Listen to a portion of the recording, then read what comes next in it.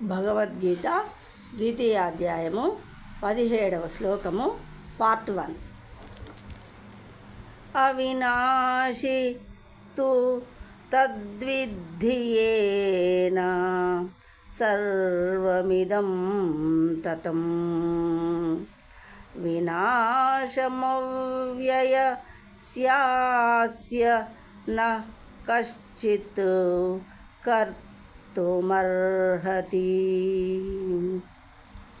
అవినాశి నాశనము లేనట్టిది, తు కాని, తత్ దానిని, విద్ధి తెలుసుకొనుము, ఏనా దేనిచే, సర్వం ఇదం ఈ శరీరమంతయు, తతం వ్యాప్తమైయున్నదో, వినాశం నాశనమును, అవ్యయస్య అస్య ఈ నాశనము లేని దానికి, కశ్చిత్ ఎవ్వడును, కర్తుం చేయుటకును, నా అర్హతి సమర్థుడు కాడు. శరీరమందంతటను వ్యాపించియున్న ఆత్మ నాశనము లేనిదని నీవు తెలుసుకొనుము. అట్టి అవినాశి అయిన ఆత్మను నశింపజేయుటకు ఎవడును సమర్థుడు కాడు.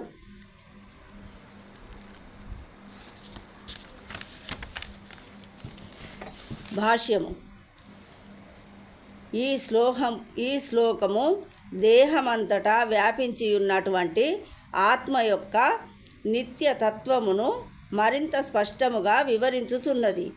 దేహమందంతటను వ్యాపించి ఉన్న దానిని ఎవరైనను గ్రహింపగలరు. అది ఏ చైతన్యము కనుకనే సంపూర్ణ దేహమునందు లేక ఏదైనా ఒక భాగమునందు కలుగు సుఖదుఖములను ప్రతి ఒక్కరూ ఎరగగలుగుతున్నారు. కానీ ఈ చైతన్యము యొక్క వ్యాప్తి శరీర అంతర్భాగమునకు మాత్రమే పరిమితమై ఉన్నది. ఒక దేహము పొందు సుఖదుఖములు మరొక దేహమునకు తెలియవు. కనుకనే ప్రతి దేహము ఒక ప్రత్యేక జీవాత్మ యొక్క ఆచ్ఛాదమై ఉన్నది. అట్టి దేహమునందు ఆత్మ యొక్క ఉనికి చైతన్యము ద్వారా అనుభూతమగును. ఈ ఆత్మ కేశాగ్రమునందలి 10,000వ వంతు పరిమాణము కలదిగా వర్ణింపబడినది.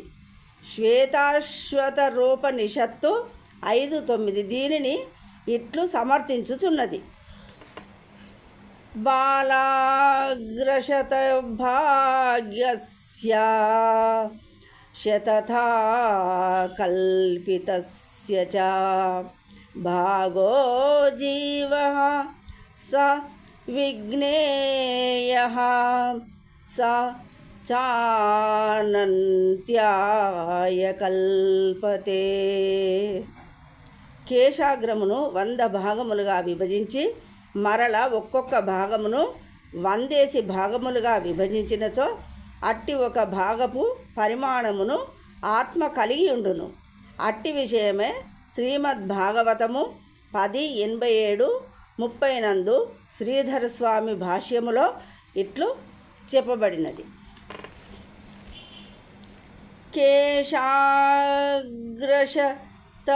భాగస్య శతాంశః సాదృశాత్మకః జీవః సూక్ష్మస్వరూపోऽయం సంఖ్యాతీతో హి చిత్కణః. కేశాగ్ర భాగము యొక్క 10,000వ భాగమంతా పరిమాణము గల ఆధ్యాత్మిక చిత్ కణములు అసంఖ్యాకములుగా గలవు. ఆధ్యాత్మిక అణువులైన ఆత్మలు భౌతికాంశముల కంటెను సూక్ష్మమై ఉన్నవి. అట్టి అణువులు అసంఖ్యాకములైనట్టివి. అట్టి సూక్ష్మమైన ఆధ్యాత్మిక విస్ఫులింగమే భౌతిక దేహమునకు మూలాధారము. ఔషధపు ప్రభావము దేహమంతటను వ్యాపించినట్లు అట్టి ఆధ్యాత్మిక విస్ఫులింగపు ప్రభావము దేహమంతటను వ్యాపించి ఉండును. ఆత్మ యొక్క ప్రభావము దేహమంతటను చైతన్య రూపమున అనుభూతమగుచుండును. అది ఏ ఆత్మ ఉనికికి నిదర్శనము. చైతన్యము లేనట్టి భౌతిక దేహము మృత శరీరమనియు ఎట్టి భౌతిక సాధనము ద్వారాను అట్టి దేహమున తిరిగి చైతన్యమును కలిగింపలేమనియు ఎంతటి అమాయకుడైనను ఎరుగును. కనుక చైతన్యము ఆత్మ వలననే కానీ ఎట్టి భౌతిక మూలకముల సమ్మేళనములచే కలగజాలదు. ముండకోపనిషత్తు 3:1-9 నందు అణు ఆత్మ పరిమాణమును గూర్చి మరింత స్పష్టముగా వివరింపబడినది. ఏషోణురాత్మా చేతసా వేదితవ్యో యస్మిన్ ప్రాణాః పంచధా సంవిశేష ప్రాణైశ్చిత్తం సర్వమూతం ప్రజానాం యస్మిన్ విశుద్ధే విభవత్యేష ఆత్మా.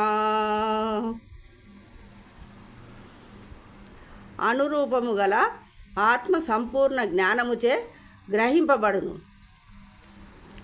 అనురూపమైన ఈ ఆత్మ ప్రాణ, అపాన, వ్యాన, సమాన మరియు ఉదానములు అను 5 విధములైన వాయువులతో తేలుచు హృదయమున నెలకొని ఉండి బద్ధజీవుల దేహమునందంతటను తన ప్రభావమును వ్యాపింపజేయుచుండును.